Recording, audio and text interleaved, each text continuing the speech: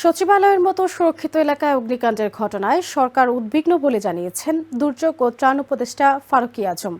বৃহস্পতিবার সকালে ক্ষতিগ্রস্ত ভবন পরিদর্শন করে তিনি একথা বলেন। স্বরাষ্ট্র উপদেষ্টা মোহাম্মদ জাহাঙ্গীর আলম চৌধুরী জানান, তদন্তের পর জানা যাবে অগ্নিকাণ্ডের প্রকৃত কারণ। এদিকে অগ্নিকাণ্ডের রহস্য উদ্ঘাটনে 7 সদস্যর তদন্ত কমিটি গঠন করেছে উপদেষ্টা পরিষদ বিভাগ।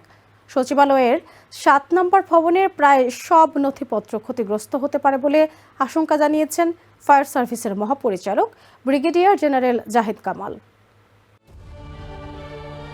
বৃহস্পতিবার সকালে সচিবালয়ের পুড়ে যাওয়া ভবন পরিদর্শন করতে সচিবালয়ে আসেন উপদেষ্টারা। এ সময় দুর্যোগ ও ত্রাণ উপদেষ্টা ফারুকী আজম সচিবালয়ের অগ্নিকাণ্ড নিয়ে উদ্বেগ প্রকাশ করেন। সচিবালয়ের মতো সুরক্ষিত জায়গায় অগ্নিকাণ্ডের ঘটনাকে নজিরবিহীন বলেও উল্লেখ করেন তিনি। এ সময় স্বরাষ্ট্র উপদেষ্টা মোহাম্মদ জাহাঙ্গীর আলম চৌধুরী বলেন, তদন্তের পরেই জানা যাবে এটি নিছকই দুর্ঘটনা নাকি নাশকতা। সচিবালয়ের 7 নম্বর ভবনের 6ষ্ঠ, 7ম, 8ম ও 9ম তলার নথিপত্র ক্ষতিগ্রস্ত আশঙ্কা প্রকাশ করেছেন ফায়ার সার্ভিস ও সিভিল ডিফেন্সের মহাপরিচালক ব্রিগেডিয়ার জেনারেল জাহিদ কামাল। এর আগে সকালে কর্মস্থলে এসে আতঙ্কগ্রস্ত হয়ে পড়েন সচিবালয়ের কর্মকর্তা কর্মচারীরা। অগ্নিকাণ্ডের কারণে ভবনগুলোতে বিদ্যুৎ না থাকায় অফিসে এসে অনেকে ফিরে যান। সকাল 11টা নাগাদ সচিবালয়ের সামনের রাস্তায় যানবাহন চলাচল স্বাভাবিক হয়। এরই মধ্যে অতিরিক্ত সচিব মোহাম্মদ খালেদ রহিমকে আহ্বায়ক করে 7 সদস্যের একটি তদন্ত কমিটি গঠন করা হয়েছে।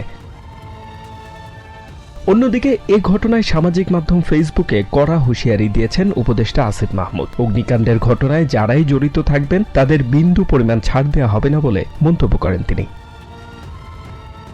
H M Ataullah, TVN 24 news desk. New York সম্প্রচারিত টিভিএন 24 টেলিভিশন বিশ্বজুড়ে বাঙালির কণ্ঠস্বর।